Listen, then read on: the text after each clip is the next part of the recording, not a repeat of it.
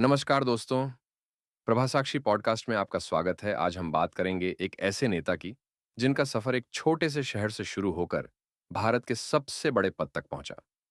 जी हां, हम बात कर रहे हैं नरेंद्र दामोदर दास मोदी की। नरेंद्र मोदी का जन्म 17 सितंबर 1950 को गुजरात के वडनगर शहर में हुआ था।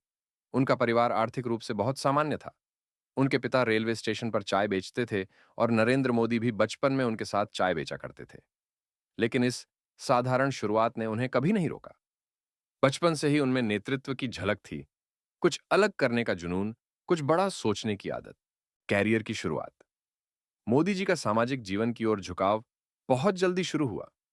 उन्होंने राष्ट्रीय स्वयंसेवक संघ यानी आरएसएस से जुड़कर स्वयंसेवक के रूप में काम करना शुरू किया। यहां उन्होंने अनुशासन, समर्पण और संगठन की बारीकियां सीखीं।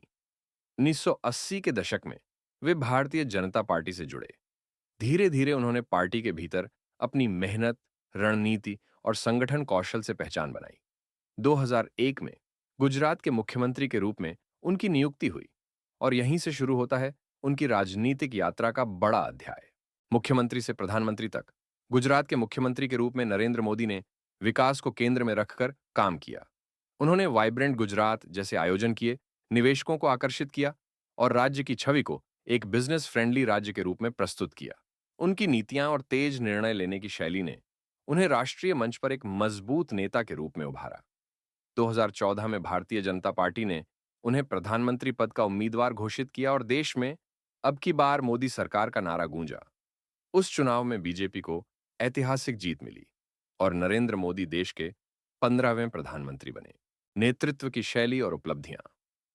नरेंद्र मोदी का नेतृत्व शैली निर्णायक, व्यवस्थित और जनकेंद्रित मानी जाती है। उनके कार्यकाल में कई प्रमुख योजनाएं शुरू हुईं। स्वच्छ भारत अभियान, स्वच्छता को एक राष्ट्रीय आंदोलन बनाया गया। जन धन योजना, करोड़ों लोगों को बैंकिंग सिस्टम से जोड़ा गया। आयुष्मान भारत, गरीबों के लिए हेल्थ इंश्योरेंस योजना।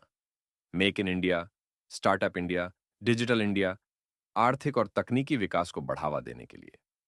विदेश नीति में भी उन्होंने भारत की साख को मजबूत किया। अमेरिका, जापान और मध्य पूर्व के साथ संबंधों को नए स्तर तक पहुंचाया। विवाद और आलोचना। हर बड़े नेता की तरह नरेंद्र मोदी के कार्यकाल में भी विवाद और आलोचना रही है। कुछ लोग उनके निर्णयों को सेंट्रलाइजेशन यानी सत्ता का केंद्रीकरण मानते हैं। नोटबंदी, सीएए, एनआरसी और अग्निपथ योजना जैसे निर्णयों पर काफी बहस हुई। लेकिन इस सब के बीच मोदी जी ने कभी पीछे मुड़कर नहीं देखा। वे अपने निर्णयों पर अडिग रहते हैं और यही उनके समर्थकों को पसंद आता है। आज का भारत और मोदी का नेतृत्व। आज नरेंद्र मोदी 2024 के चुनावों में एक बार फिर प्रचंड बहुमत से सत्ता में लौटे हैं। उनका ध्यान अब विकसित भारत 2047 की दिशा में है। इंफ्रास्ट्रक्चर, रक्षा, टेक्नोलॉजी और वैश्विक राजनीति, हर क्षेत्र में भारत को अगली पंक्ति में लाने का उनका सपना है। नरेंद्र मोदी की कहानी सिर्फ एक इंसान की नहीं है। ये उस भारत की कहानी है जहां सपने देखना और उन्हें सच करना अब संभव है। उम्मीद है आपको आज का एपिसोड पसंद आया होगा।